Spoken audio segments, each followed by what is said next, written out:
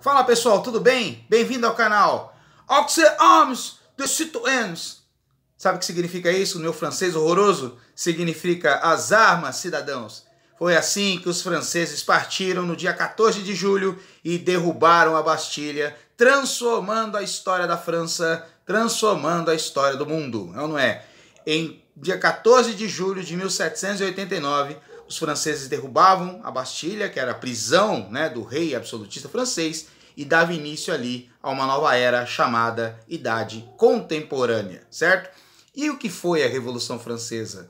Vamos aprender com o professor Marcelo Rosa. Mas antes, quero pedir para você, né, se inscrever no canal, dê o like no vídeo, compartilhe com seus amigos, acione o sininho para ser notificado sempre que aparecer um vídeo novo, certo? E compartilhe com todo mundo para que esse vídeo, que esse canal se torne uma realidade, tá certo? Quero falar também dos meus parceiros da Click Design, Design e Fotografia do Cleiton Venise, responsáveis pela logo do canal, que são meus parceiros e a melhor empresa de Campo Grande de design e fotografia. Tá legal? Joia? Recado dado?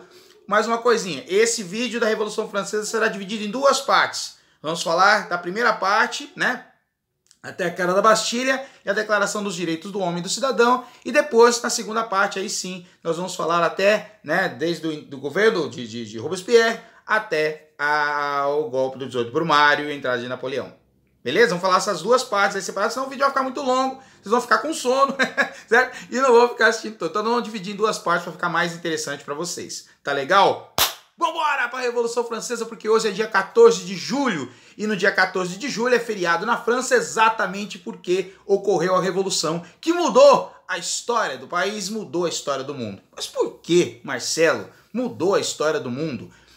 Vários fatores foram importantes nesse aspecto. Primeiro delas, a Revolução Francesa ela vai romper com um cenário europeu e, por que não dizer, mundial, na época que era o poder absolutista. Né? O rei que tinha um poder absoluto nas mãos, ou seja, não havia essa divisão de três poderes que você conhece hoje, executivo, legislativo, judiciário, não. O poder era um só, na mão do rei, onde ele executava esses três, certo? Existia ali um congresso que o auxiliava, poderia existir um congresso de nobres, como em Portugal, por exemplo, mas, né, o poder era centralizado nas mãos do rei, tá certo? E a Revolução Francesa vai derrubar esse poder absolutista e vai transformar, né, nessa democracia, nessa república partidária, né, que você conhece hoje, tá certo? Foi uma transformação ali causada também pela Revolução Francesa. Mas a principal questão da Revolução Francesa, a principal transformação da Revolução Francesa foi, sem dúvida nenhuma, né, a universalização dos direitos sociais, das liberdades individuais causadas pela Declaração do Homem e do Cidadão.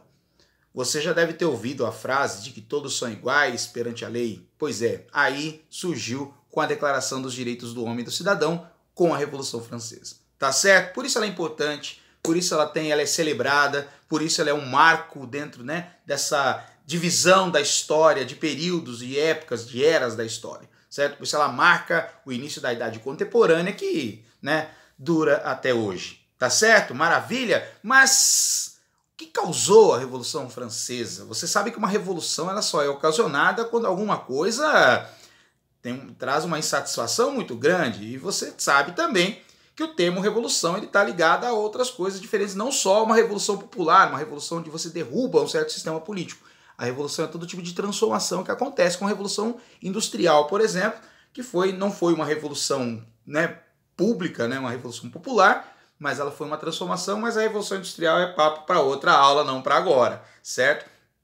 Embora eu vou falar um pouquinho da industrialização inglesa, mas é papo para outra aula. Tá legal? Maravilha? Bom, Revolução Francesa começou em 1789 e durou até 1799, quando a queda do golpe do 18 Brumário vai colocar Napoleão no poder e ali se encerra essa fase revolucionária francesa, certo? Maravilha? Agora, tudo isso, essa revolução popular, essa junção do povo com a burguesia para derrubar o poder absolutista francês, foi influenciada por uma ideologia, por um pensamento chamado iluminismo, né? Que também nós vamos falar mais do iluminismo em outra aula, em outro momento, mas o iluminismo foi um movimento intelectual né, que surgiu principalmente na França, né, onde você tem ali diversos pensadores iluministas como, né, como Rousseau, Voltaire, né, Montesquieu, certo? Então você tem Diderot, então você tem vários pensadores iluministas ali que surgiram na França,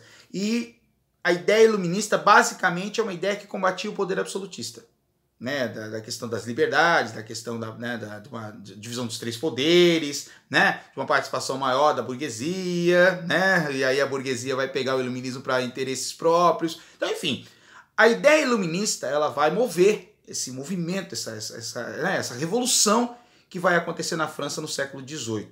Outra coisa que vai mover também é a situação que a França se encontrava naquele momento. Já falei para vocês que a França era absolutista, que o poder era centralizado na mão de um rei, e a sociedade francesa ela era dividida em 3 estados, onde o primeiro estado era formado pelo clero, que era a igreja, né, que tinha uma participação direta dentro do poder absolutista. Isso é interessante falar também. Você tinha um rei absolutista, você tinha um cardeal do lado dele ali, que governava junto com ele ali dentro das posições, né, sociais e políticas da França. Então você tinha o clero no primeiro estado, você tinha, né, a monarquia, a nobreza no segundo estado, certo? E o terceiro estado era todos os outros. E aí entra a insatisfação burguesa. Porque a burguesia era comerciante, a burguesia, né, uma classe emergente, mas ela estava localizada no terceiro estado junto com os camponeses, né, e com os sans-culottes, que é as áreas urbanas da França, embora essas áreas sejam menores, né? A grande área econômica da França era o campo, né? Então você tinha muitos camponeses na França. E a burguesia estava localizada nesse estado, ela estava incluída dentro desse patamar, né? Onde o terceiro estado era praticamente o que mantinha os outros 2 estados, através de tributos e impostos.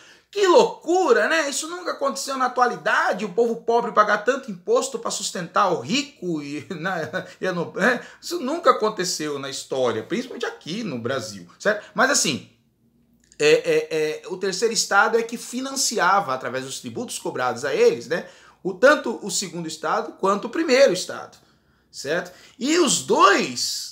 Primeiro, o clero e a nobreza, eles atuavam juntos exatamente para que o terceiro estado não tivesse nenhum tipo de privilégio. Certo? Os privilégios eram restritos a essas 2 classes, esses 2 estados franceses, tá certo? E isso que vai motivar a revolução. Por quê? Com o aumento dos tributos, né? Aqui que vai acontecer? A França, ela vai auxiliar os Estados Unidos na sua independência em 1775, né? E isso, obviamente, vai trazer, né, um gasto muito grande para a economia francesa, né? Que também houve outros conflitos com os ingleses anteriores, que também vai aumentar, né, os seus prejuízos, né, para a economia do Estado, para a economia da França. E, obviamente, qual é a solução quando você tem uma crise econômica? Aumentar os impostos. De quem? Do terceiro estado. O aumento dos tributos, né, mais ainda, fez com que, primeiro, a burguesia ficasse totalmente insatisfeita, porque ela percebeu, através das ideias intelectuais, ela percebe que ela é a principal prejudicada dessa questão dos tributos, né, dos aumentos dos tributos. Segundo, os camponeses, que não tinha terra, não tinha ganho, não tinha quase nada, ainda tinha um aumento de tributo.